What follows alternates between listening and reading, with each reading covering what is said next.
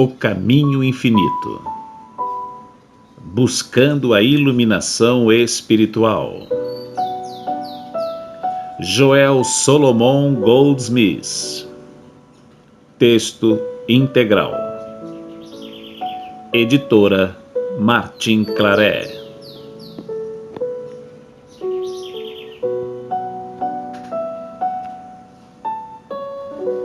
Capítulo 1. Assumindo a imortalidade.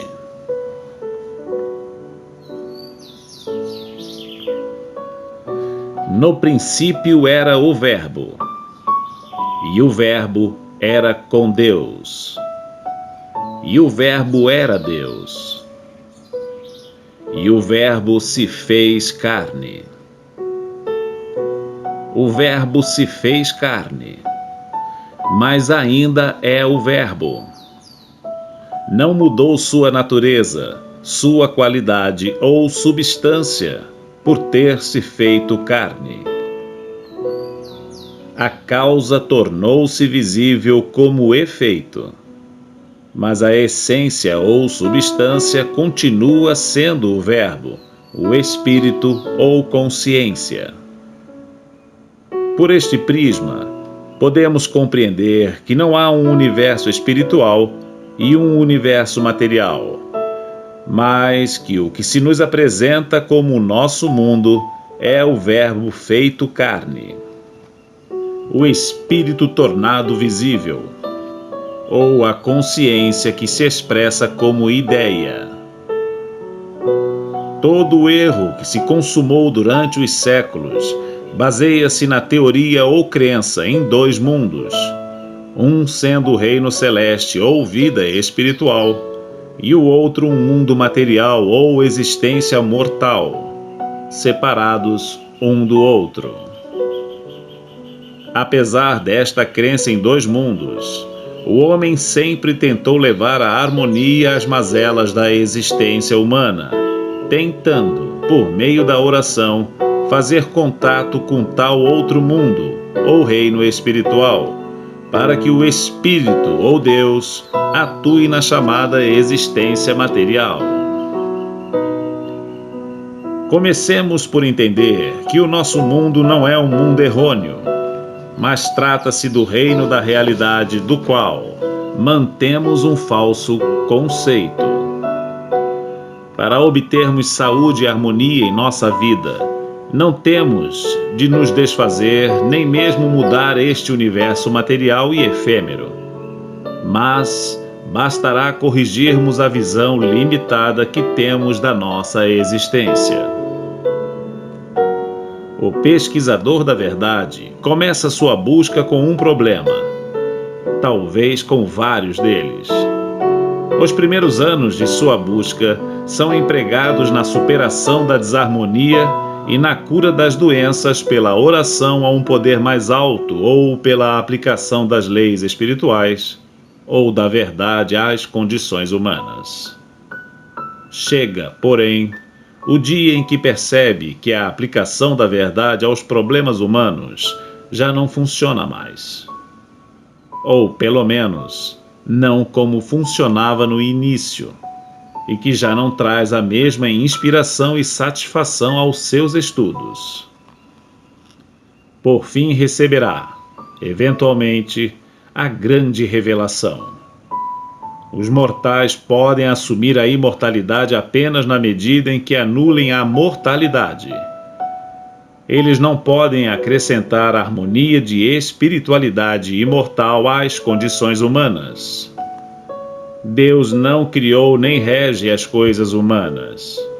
O homem natural não compreende as coisas do Espírito de Deus, pois que lhe parecem loucura, nem pode entendê-las, porque só se podem discernir espiritualmente.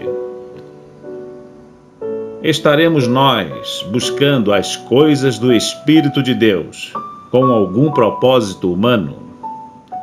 Ou de fato estamos nos esforçando para nos livrar do que é mortal, para podermos contemplar a harmonia do reino espiritual?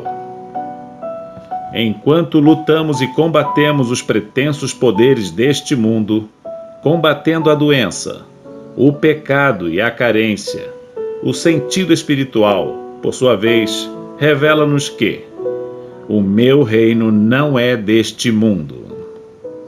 Somente quando soubermos transcender o desejo de melhorar nossa vida humana, é que compreenderemos o sentido desta mensagem vital. Quando deixamos os limites do aperfeiçoamento humano, temos o primeiro vislumbre do significado das palavras "Eu venci o mundo". Não teremos vencido o mundo enquanto mais buscarmos seus prazeres e menos desejarmos suas dores. E se não superarmos a postura de luta contra as coisas do mundo, não entraremos no reino das coisas do céu.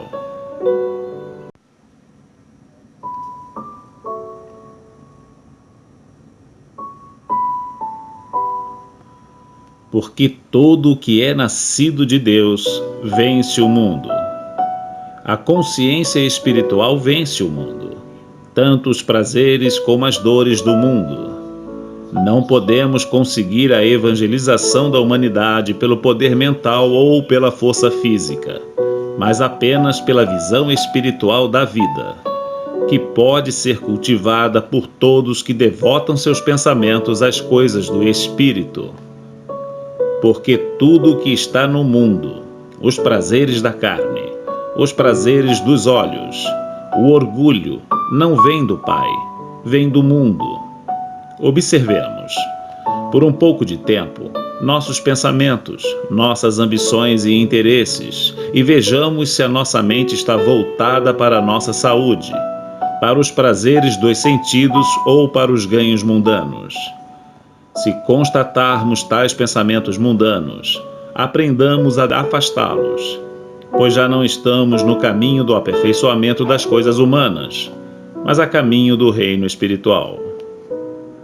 Não tenhas amor ao mundo, nem ao que é do mundo, pois no homem que ama o mundo não está o amor do Pai. Significa isto que devemos nos tornar ascetas? Deveríamos desejar uma vida diferente do que é normal, alegre e de sucesso? Não nos enganemos. Somente aqueles que aprenderam a manter sua atenção nas coisas do Espírito saborearam a completa alegria do lar, do companheirismo e dos empreendimentos de sucesso. Somente aqueles que em certo grau se centraram em Deus encontraram segurança, proteção e paz em um mundo combalido pela guerra. O pensamento espiritual não nos afasta do nosso meio normal, não nos priva do amor e do companheirismo tão necessários para uma vida plena. Ele apenas coloca tudo isso em um nível mais alto, onde não mais dependemos da sorte, das mudanças ou do azar, onde se manifesta o valor do que chamamos de cenário da vida.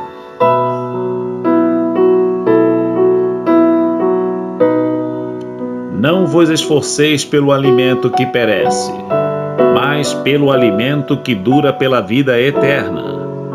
Pois que o reino de Deus não consiste em comer e beber, mas na justiça, na paz e no contentamento no Espírito Santo. Quando nos defrontarmos com um problema humano, em vez de nos esforçarmos para melhorar as humanas condições, afastemos essa imagem e concentremo-nos na presença do Espírito Divino em nós. Esse Espírito dissolve as aparências humanas e revela a harmonia espiritual, ainda que essa harmonia se nos apresente como uma melhora de saúde ou de riqueza. Quando Jesus alimentou as multidões, o que apareceu como pão e peixe foi a sua consciência espiritual de abundância. Quando curou os doentes, foi o seu sentimento da presença divina que se manifestou como saúde, força e harmonia. Tudo isso pode ser resumido nas palavras de Paulo. Voltai vosso olhar para as coisas do alto, não para as coisas da terra. Vivemos em um universo espiritual, mas a finitude de nossos sentidos desenhou para nós uma imagem de limitações. Enquanto tivermos nossos pensamentos voltados para o cenário à nossa frente, este mundo, estaremos nos esforçando para melhorá-lo ou mudá-lo. Mas, assim que elevarmos nosso olhar e não mais nos preocuparmos com o que comer, beber ou vestir, começaremos a perceber a realidade espiritual. E embora nos pareça apenas uma crença mais perfeita, é de fato a manifestação mais intensa da realidade. Esta manifestação traz consigo uma alegria inimaginável, aqui e agora. Uma satisfação com a qual nem sonhamos, e o amor de todos com quem fazemos contato, mesmo daqueles que desconhecem a fonte da nova vida que descobrimos. Deixo-vos a paz, a minha paz vos dou, não como o mundo a dá. Não recebemos o espírito do mundo, mas o espírito que vem de Deus. Coisas que também falamos, não com as palavras ditadas pela sabedoria dos homens, mas como as ensina o Espírito Santo. O homem natural não compreende as coisas do Espírito, que lhe parecem loucura, nem pode compreendê-las, porque elas se discernem espiritualmente. Quantas vezes nos enganamos neste ponto? Com quanta frequência tentamos compreender a verdade espiritual com nosso intelecto humano? E isso leva à indigestão mental, pois que tentamos digerir alimento espiritual com nossa mente erudita. Isso não funciona. A verdade não é um processo de raciocínio, e por isso só pode ser entendida espiritualmente. A verdade não está normalmente na esfera do nosso entendimento e, quando pareça estar, deve ser investigada mais profundamente para verificar sua autenticidade. Temos de desconfiar de uma verdade que nos pareça fácil de compreender. Jesus caminhou sobre as águas, alimentou multidões com poucos pães e peixes, curou doentes e ressuscitou os mortos. Parece aceitável para o seu intelecto? Se o princípio subjacente a essas experiências pudesse ser entendido com a inteligência, todas as igrejas o ensinariam como um meio viável e recomendariam seu uso.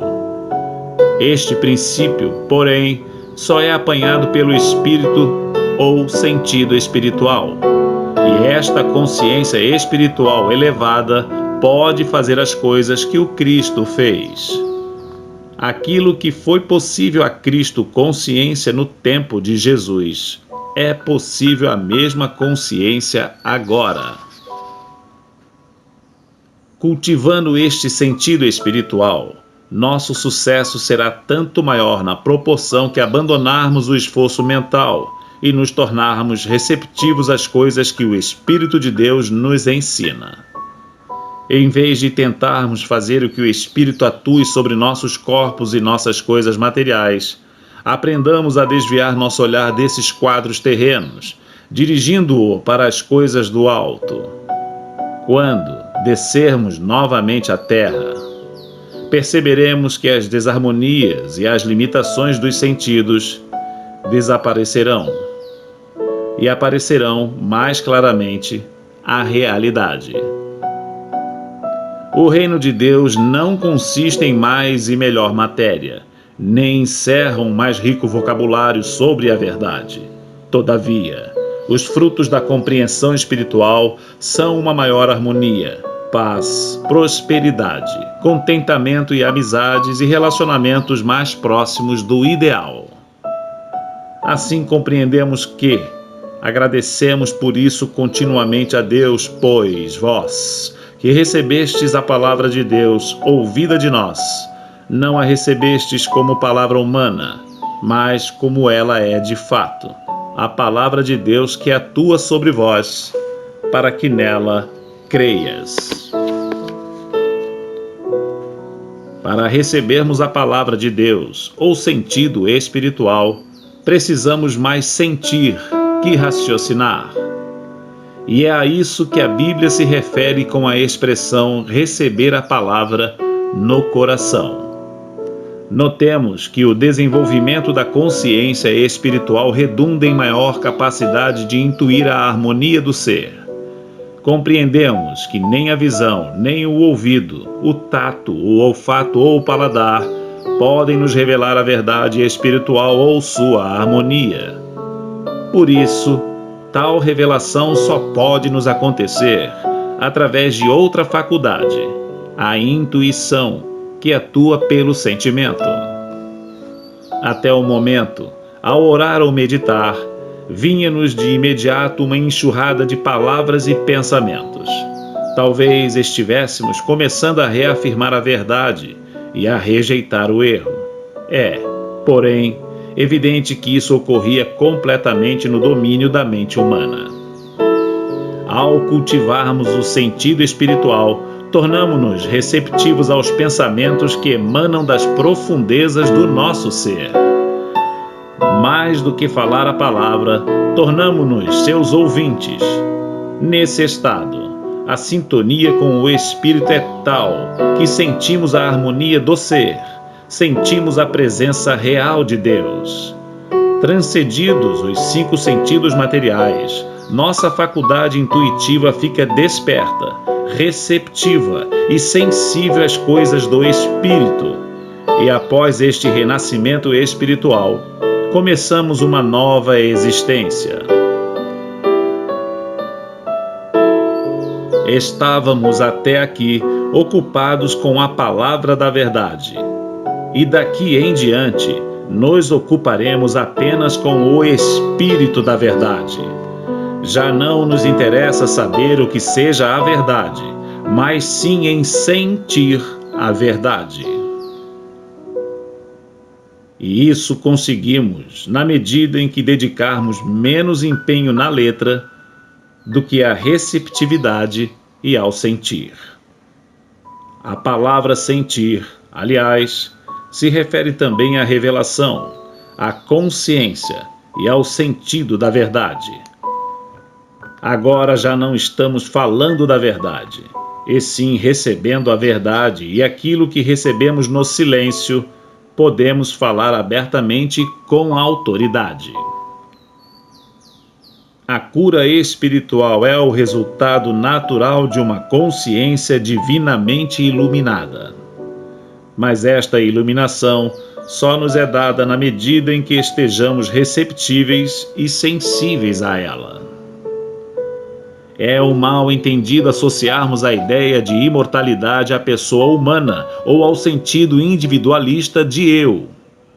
A morte não produz a imortalidade nem põe fim ao sentido do eu, e tampouco a continuação do humano viver leva à obtenção da imortalidade. Obtemos a imortalidade na medida em que superamos o sentido pessoal do eu, nesta vida ou depois dela. E ao nos despojarmos do nosso ego e alcançarmos a consciência do nosso eu verdadeiro, nossa realidade, ou consciência divina, chegamos à imortalidade. E isso pode acontecer aqui e agora. Ao contrário, o desejo de perpetuarmos nosso falso conceito de corpo e seu bem-estar nos amarra à morte, nos enleia na mortalidade. O primeiro passo para obtermos a imortalidade é viver a partir do centro do nosso ser, como uma ideia de desdobramento do nosso íntimo, mais que a ideia de acréscimo vindo de fora. É mais no sentido de dar do que de receber, de ser mais que obter. Nessa consciência não há julgamento ou crítica, ódio ou medo, e sim um sentimento contínuo de amor e de perdão. Não é coisa fácil descrever a alegria e a paz da imortalidade, pois, para aqueles que não querem abandonar seus atuais conceitos de ser, ela pode transparecer um processo de extinção. Mas não é bem isso. Ela é a eterna preservação de tudo o que é real, belo, nobre, harmonioso, gracioso, altruísta e pacífico. É a realidade trazida à luz, em substituição à ilusão dos sentidos.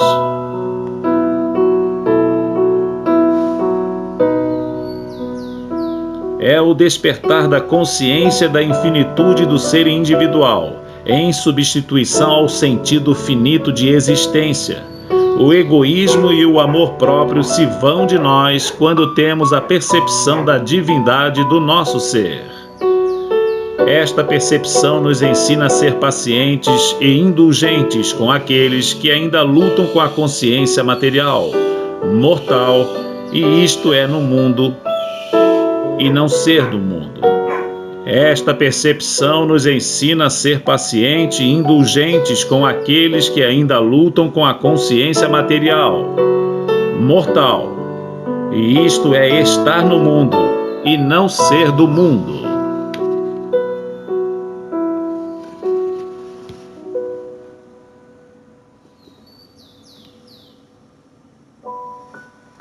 O caminho infinito.